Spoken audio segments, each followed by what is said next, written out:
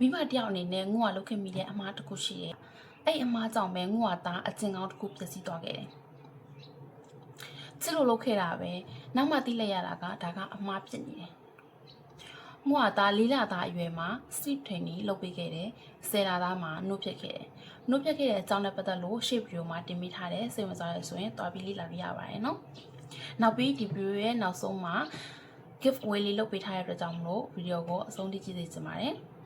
ကဲဗီဒီယိုကိုဆက်လက်ကြရအောင်သားကသူအိတ်တဲ့အကျင့်ရှိပြီးသားနှုတ်ဖြတ်ပြီးတဲ့နောက်ပိုင်းမှာငို့ကသူ့ကိုညှာတိုင်းပဲဖက်အိတ်ခဲ့ဒီလိုကိစ္စလေးတစ်ခုကအမှားဖြစ်သွားလိမ့်မယ်လို့သူကထင်ပါလဲဒါကမိဘတိုင်းလုပ်လို့ရှိတဲ့ချစ်ချင်းမြတ်တာလို့ပဲသိထားတယ်ပေါ့နော်ညဘက်အိတ်တဲ့အချိန်တွေဆိုရင်ငို့ကဘီနာမှာအိတ်ပြီးရတယ်တဖြည်းဖြည်းနဲ့သားကသူမအိတ်တတ်တော့ဘူးနေ့လေပတ်တယ်ဆိုရင်လည်းငို့ကအနားမှာအိတ်ပြီးရတယ်တစ်ခါလေးဆိုကိုကရောရောင်ပြီးအိတ်ပြောသွားရောအဲ့လိုမျိုးအချိန်တွေလည်းရှိရပေါ့လူရန်ကပြောတယ်ကလေးအိတ်တဲ့အချိန်ဆိုရင်ကိုကလှုပ်ရှားရှိတဲ့အိမ်မှုကိစ္စတွေကိုလှုပ်ချင်တဲ့အရာတွေကိုလုပ်ရမယ်လို့ပြောတယ်ငို့ကလည်းလှုပ်ချင်တယ်ညားသွားအပြင်ကလေးနိုးမှကိုလည်းထဖြစ်တဲ့အချိန်နေ့တွေကများတယ်ဒီအတွေ့အကြုံရတိလိုက်ရတာပေါ့နော်ကလေးတွေကအကျဉ်းလောက်ရတာမြင်တယ်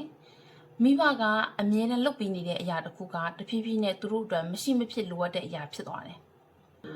ဥမာငို့ဆိုရင်ပေါ့နော်သူ့ကိုညှာတိုင်းပဲဖက်ပြီးအိတ်ခဲရတဲ့ကြောင့်မလို့သူကငို့မရှိရင်မအိတ်တတ်တော့ဘူးငို့ကအနားမှာပဲကပ်ပြီးအိတ်ပြရတယ်တချို့မိဘတွေလုံးလေးရှိတဲ့အမှားတစ်ခုကကြတော့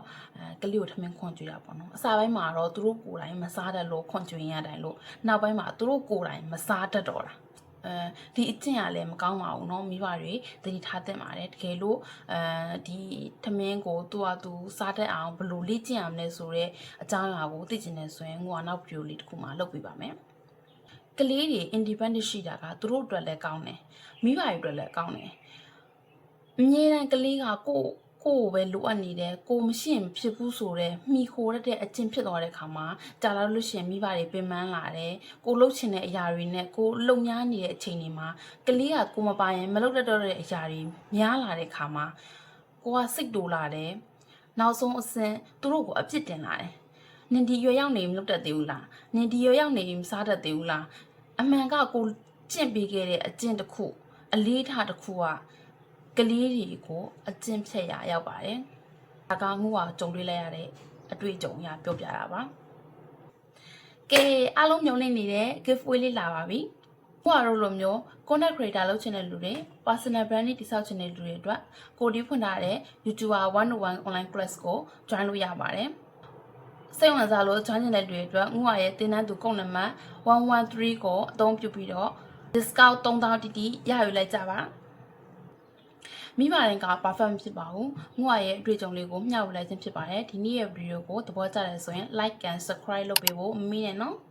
အားလုံးပဲနောက်ဗီဒီယိုမှာပြန်ဆုံပါမယ် bye bye